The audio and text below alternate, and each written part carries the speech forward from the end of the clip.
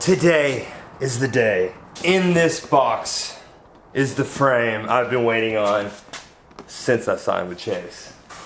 I've been wanting to show you this for a while. I've seen drawings. If anybody watches F1 racing, boom, you will recognize this color. Not that they plan to be like this color, but black and teal is actually the Mercedes F1 team race colors. So it fits perfect for my whole setup. The new Chase team. I know you guys have seen the jerseys, but you haven't seen these beautiful frames yet.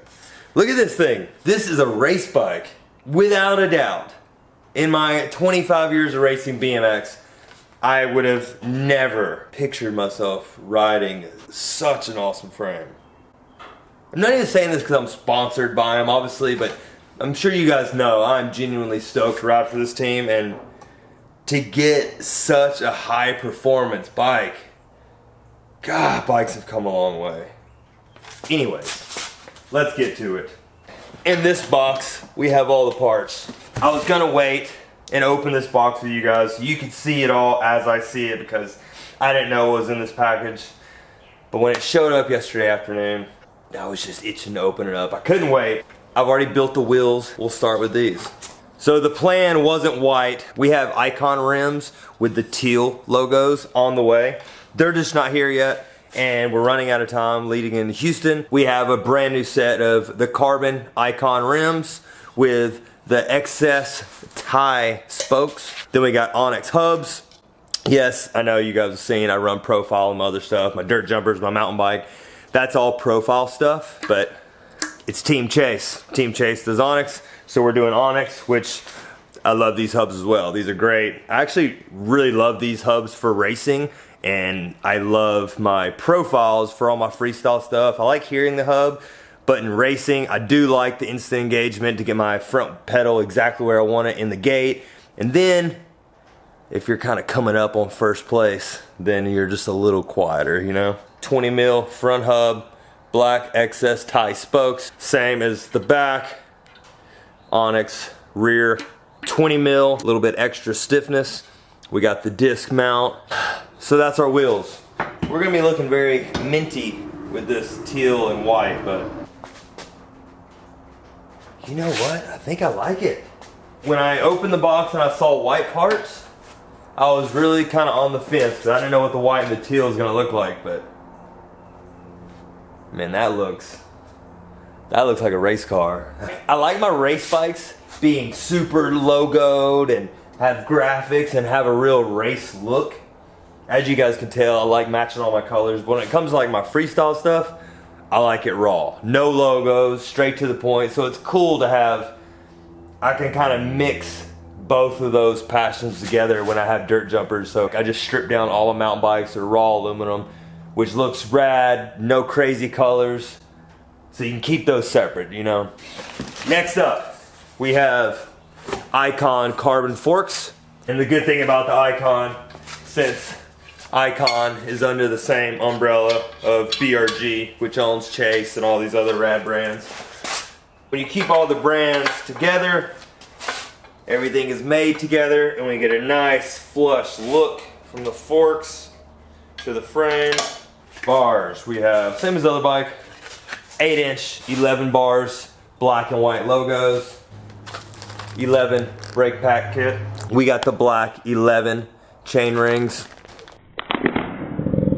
In case you've never seen these sprockets before, very nice, clean. We got a new set, Shimano Dxr Cranks. And you know, my tan bike, being tan, black and red, the polished, a lot of people are like, you need to paint those cranks. Well, it's just a nice looking crank. I can't go and powder coat them like that. But now that we have a new set, maybe we'll powder coat those other ones. That way that tan and black bike looks consistent. But this one, you know, with the white, I think the polish just actually might look good. You know, I'm thinking I might tape everything off and I might powder coat just the spider. That way when you put it on, you'll have a polished crank, but then the spider will be black, so it'll look like it's two separate things. Sorry, Pete. I didn't even know they made this. So this is an 11 seat cover. You know those the gel seat covers you see at Walmart and stuff like that for your seats?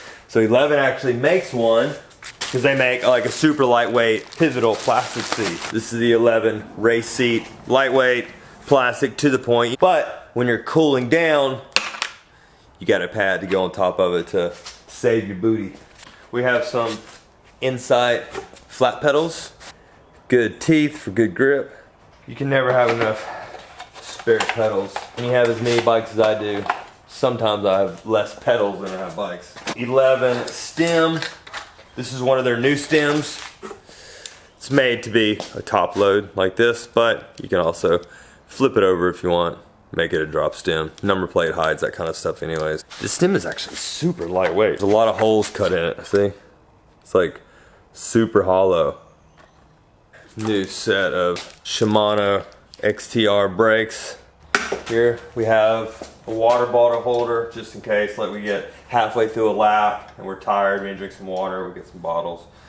Just kidding. That will actually go on our cool down seat post. That's all that's for. Also made by 11. Shimano has supplied me with the proper tooling to bleed my brakes and have everything set up this time. Ooh. In case you're wondering, what else does 11 make? They also make titanium bolts.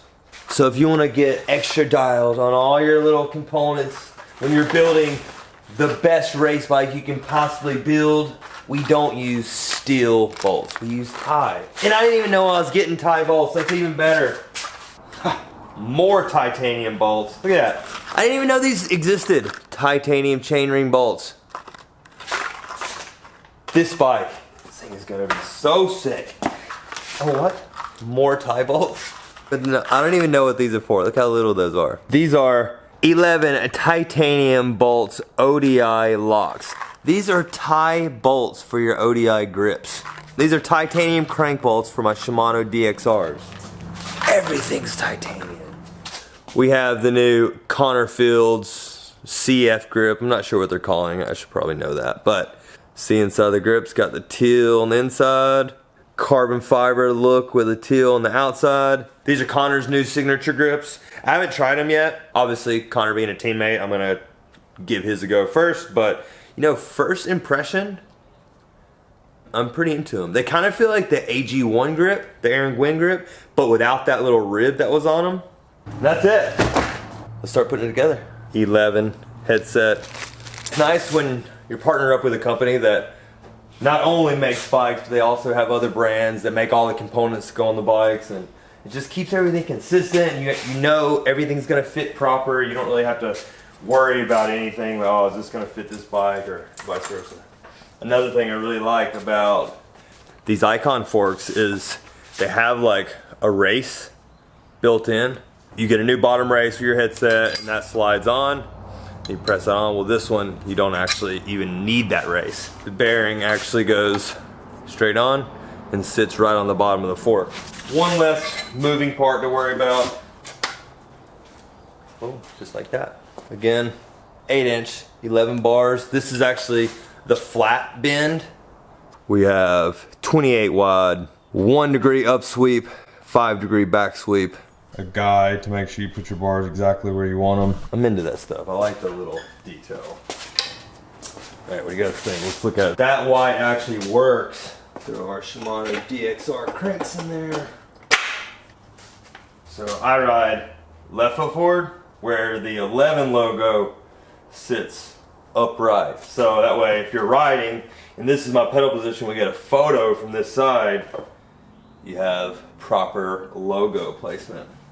Pro tip, you guys saw the process in the last video about doing the brakes. So I'm gonna hook the brakes up, get that part all dialed in, and then we'll start dialing in the rest of the bike. Obviously went ahead and mounted up the front wheel, Maxxis Torch 1.95 for the front, my go-to.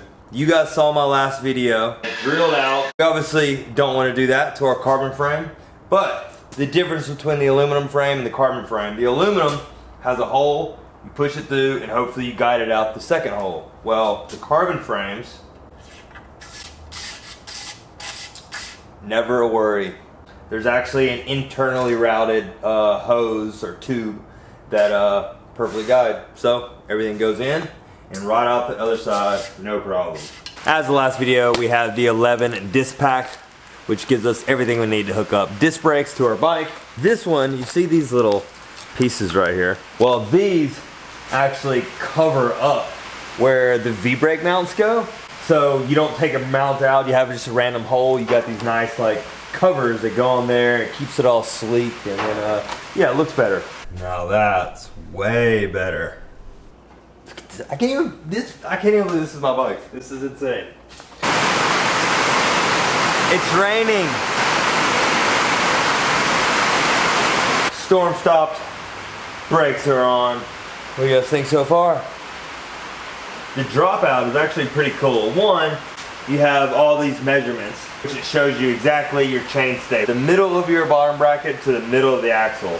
And depending on where it sits, there's a little guide right here on the dropouts that show whether you're 14 and a half, 15 inch rear end, all the way back to a 16. Attention to detail, you know? It's the little things. Another one I really liked about these dropouts, notice there's no bolt right here for a chain tensioner. The normal bolt that you normally see on a built-in tensioner there. Well, you can run that setup, or there's actually a built-in 4mm bolt in there, and that actually runs internally in the frame, and it actually pushes on the axle.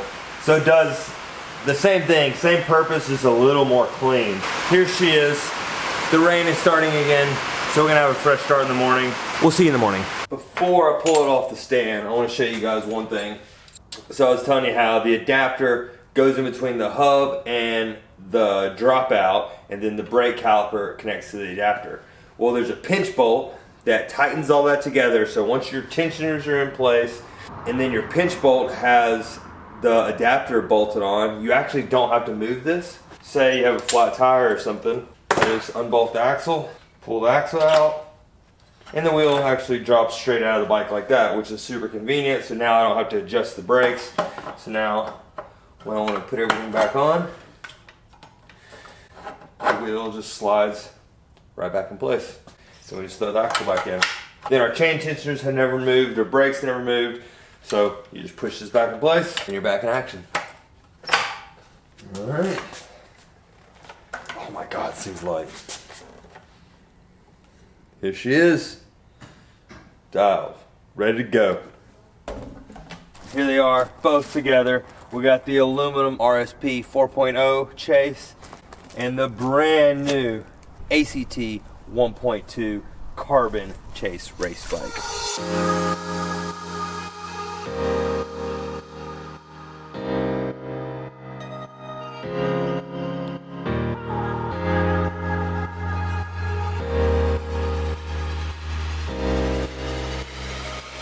Unfortunately, I didn't get to weigh this bike because my scale is broken, but it's light. I'm not a super weight Nazi. I just like to make things cool and put cool stuff on the bike and have the most high performance products available. And I think we conquered that. We have tie spokes. We have tie bolts all over the bike. We have tie ODI grip lock bolts, tie stem bolts, tie pivotal seat bolt. We have tie pinch bolts in the Shimano Dxr Cranks. You guys seen the parts. By far the baddest race bike I've ever owned. I'm still blown away that I even own this bike. We're gonna do some riding, but we had bad weather, so we're waiting on the ground to dry up. As you can see behind me, we got a roommate for a couple weeks. Nicholas Long is in town. So we're gonna fire up the gate, but you have to wait to the next video for that. So thanks for tuning in. I hope you liked it. I'm stoked. We got the race bike, we got the sprint bike. Until next video, we'll see you guys then. Peace.